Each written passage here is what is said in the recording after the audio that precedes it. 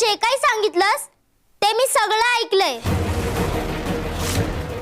मी हे आजी आणि आजोबांना जाऊन सांगणार. निरंजन गप्पा बाईस. आई सोड मला, जाऊन दे. नाही सोडणार. तुला कितीदा सांगितलंय मोठ्यांचं बोलणं असं चोरून ऐकायचं नाही म्हणून. आणि असं काय सांगणार आहेस रे तू आजी आजोबांना जाऊन? सगळं काय कळलं रे तुला? कळतंय म्हणून तर मी आजी आजोबांकडे चाललोय. आई सोड मला. नाही सोडणार. काय करणार आहेस तू त्यांच्याकडे जाऊन? मी सांगणार त्यांना की मामा घर सोडून जायचा विचार करतोय, ते पण कुठेतरी जंगलात, हिमालयात. मी सांगणार त्यांना. सोड मला. निरंजन जास्त लाडात येऊ नकोस. आणि हो निरंजन, हा तुझा मामा कुठेही चाललेला नाहीये रे बाबा. आम्ही मामाबद्दल नव्हतो बोलत, तर एका ऋषी मुनींबद्दल बोलत होतो आणि त्यांनी तसं केलं होतं. बहुतेक तू नीट काही ऐकलं नाहीयेस. नाही, मी ऐकलंय तसं. आजी आजोबा त्याला जाऊ देणार नाहीयेत हे तुला माहितीये, म्हणून तू त्याला सांगतेस असं. बरं बाबा, तुला वाटतंय ना मी जे काही बोलते ते खोटंय, तर हा तुझा मामाच तुला सांगेल. गोमुखा, आपण तुझ्याबद्दल नाही तर त्या ऋषी मुनींबद्दल बोलत होतो, हो ना गोमुखा? गोमुखा सांग ना रे तू याला. पण मुद्दा माझा होता. तसं तर आपण माझ्याबद्दलच बोलत होतो ना ताई. काय बोलू मी? मुळात मी गणपतीचा भक्त आहे आणि या लहान जीवाशी खोटं कसं बोलू? मी खोटं बोललो तर मला पाप लागेल. मामा, तू खरंच त्या ऋषी मुनींबद्दल बोलत होतास ना? मग घे गणपती बाप्पाची शपथ आणि सांग हे माझ्याबद्दल नव्हतं म्हणून. तू जाणार नाही ना हे घर सोडून मामा? जाऊ नकोस ना.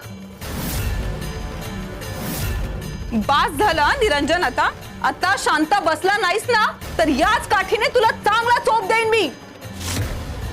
अरे लहान मुलांनी अशा मोठ्यांना देवाच्या शपथा घालायला लावायच्या नसतात, नाहीतर बाप्पा तुझा कान कापेल. हा, तुला चालेल का रे देव बाप्पाने तुला शिक्षा केलेली? नाही ना? मग बाळा नीट वागायचं. हा, पण आई, खोटं बोलणाऱ्यांना पण देव शिक्षा करतो ना? मामा तर काहीच बोलत नाहीये. मग निरंजन आता बास झालं, नाहीतर याच काठीने तुला चांगला चोप देईन बघ. सांगशील आजी आजोबांना जाऊन? हा,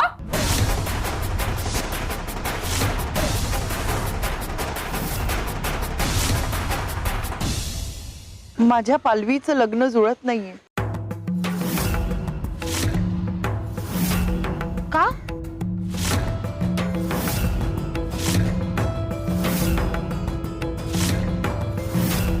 हे बघा, तुम्हाला संकोच वाटत असेल तर नका सांगू. मी सांगते. माझं लग्न जुळत नाहीये कारण मला दम्याचा आजार आहे.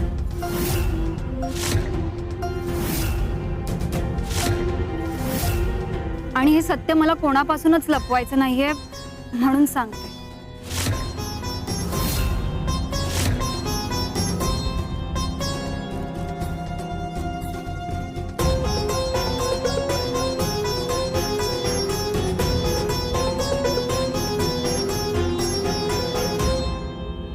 आम्हाला पालवीच्या संदर्भात तुमच्याशी थोडं बोलायचंय. बोला ना. आमच्या गोमुखसाठी आम्ही पालवीला मागणी घालू इच्छितो.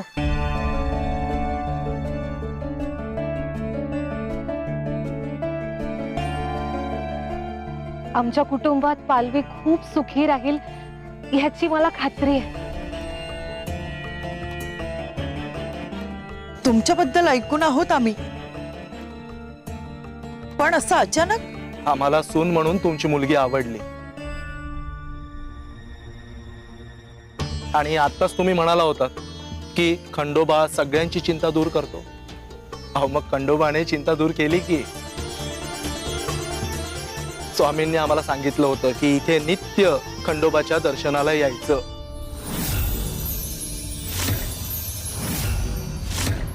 खंडोबाच्या मंदिराचा भंडारा उधाळ.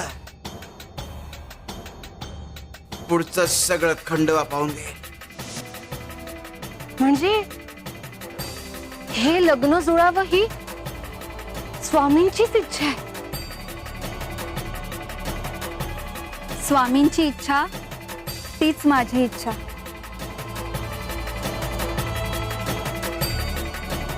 आमचा मुलगा गोमुख तो लग्नाला तयारच होत नाही.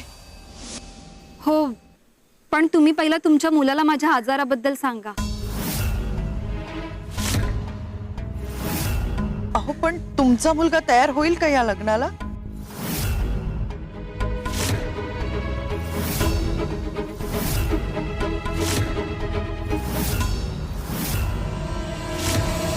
ताई, खरंच निरंजनने सगळं आईबाबांना सांगितलं तर? गोमुख, अरे नको लक्ष देऊ त्याच्याकडे, अजून तो फार लहान आहे. त्याला कुठे काय कळतंय. आणि मगाशी मी तुला म्हणाले ना की आपल्या माणसांना नेहमी असंच वाटत असतं की त्याने आपल्याला सोडून कुठेही जाऊ नये म्हणून. आणि इतके दिवस निरंजन इथे राहतोय. तुझा लळा लागला रे त्याला. आणि त्याचा तुझ्यावर खूप जीव आहे. सारखं मामा मामा करत असतो की नाही. आणि मग तू जर असं घर सोडून गेलास तर त्याला अजिबात आवडणार नाही. आणि म्हणूनच तो हे सगळं प्रेमाखातर बोलत होता. पण म्हणून तू मागे हटून चालणार आहे का? नाही ना. म्हणजे बघ, तू विचार कर आणि मग ठरव. मी तुला करच असं म्हणत नाहीये हो. हे सगळं त्या ऋषी मुनींच्या नशिबी होतं म्हणून त्यांनी ते करून दाखवलं. पण आता तू हे करायचं की नाही हे तू ठरव. शेवटी तुझं नशीब रे. ताई, तुझं बरोबर आहे. मगापासून मी पण तोच विचार करतोय. पण का कुणाच ठाऊक, माझं मन मला आतून सांगतंय की हे सगळं करण्याची आता वेळ नाही. म्हणजे ती वेळ अजून आलेलीच नाहीये. ताई, मला असं वाटतंय मी काही काळ इथेच राहून बाप्पाची सेवा केली पाहिजे. तू काही काळ इथे थांबशील रे, पण काळ थांबतो का आपल्यासाठी? बघ बाबा, नंतर खूप वेळ निघून गेलेली असेल आणि काही गोष्टी वेळेतच करायला हव्यात. मग नंतर विचार करून काही उपयोग नसतो बाबा. आणि बघ गोमुखा, तू जर इथे राहिलास ना तर आई बाबा तुझं लग्न लावतील आणि मग तुझ्या मागे संसार लागेल. आणि मग तू त्यात अडकत जाशील. आणि मग तुला बाकीचं काही साध्य करता येणार नाही. बघ रे बाबा, मला आपली काळजी वाटते तुझी म्हणून सांगते तुला. तुझंही खरं आहे. पण मी काय करू, मला काहीच कळत नाहीये ताई. हे बघ गोमुखा, आता मी काय सांगतेय ते नीट ऐक.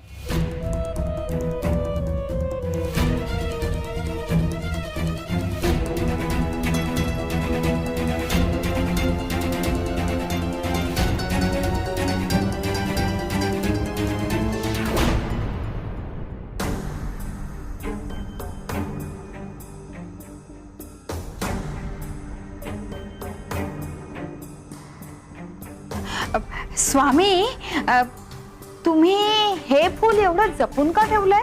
कपिले, आमचा प्रत्येक भक्त या फुलाप्रमाणे, ज्याला आम्हाला जपलंच पाहिजे.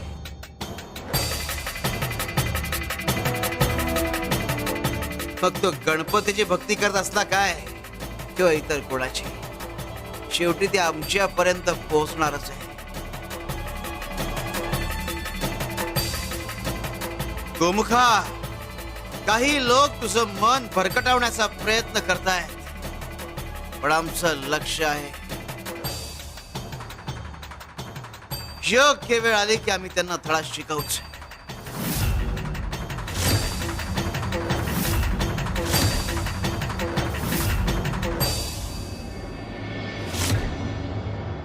चला आमच्या बरोबर.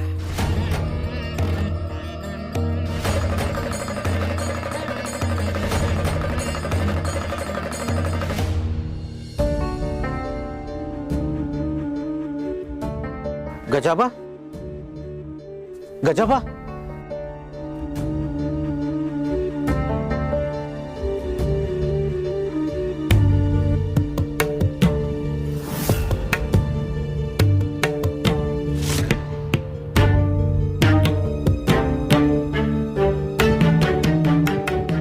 स्वामी अहो हा तर वारलाय.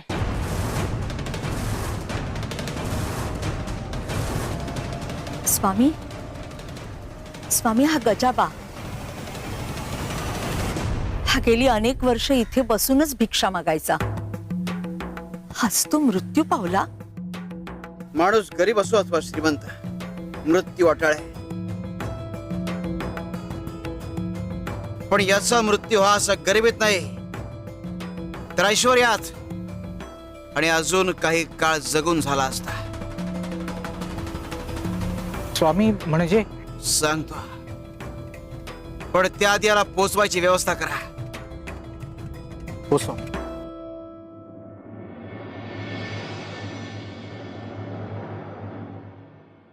बाळ्या, गोणी बाजूला कर आणि ते खोद.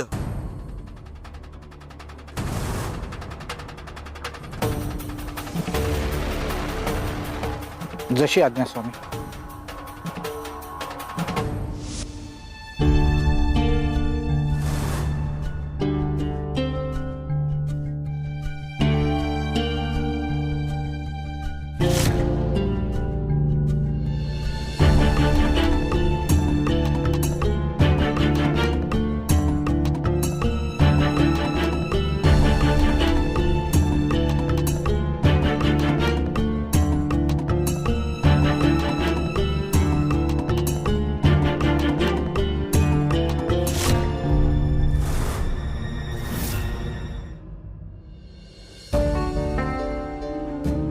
तू हे जे काही करतोयस ना रे, त्यासाठी हे वातावरण काही योग्य नाही रे.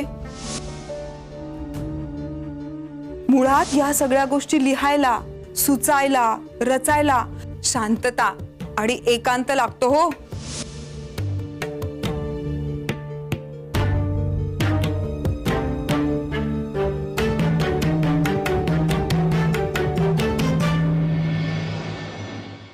गोमुख, ताई तू आधी हात पुढे कर बघू.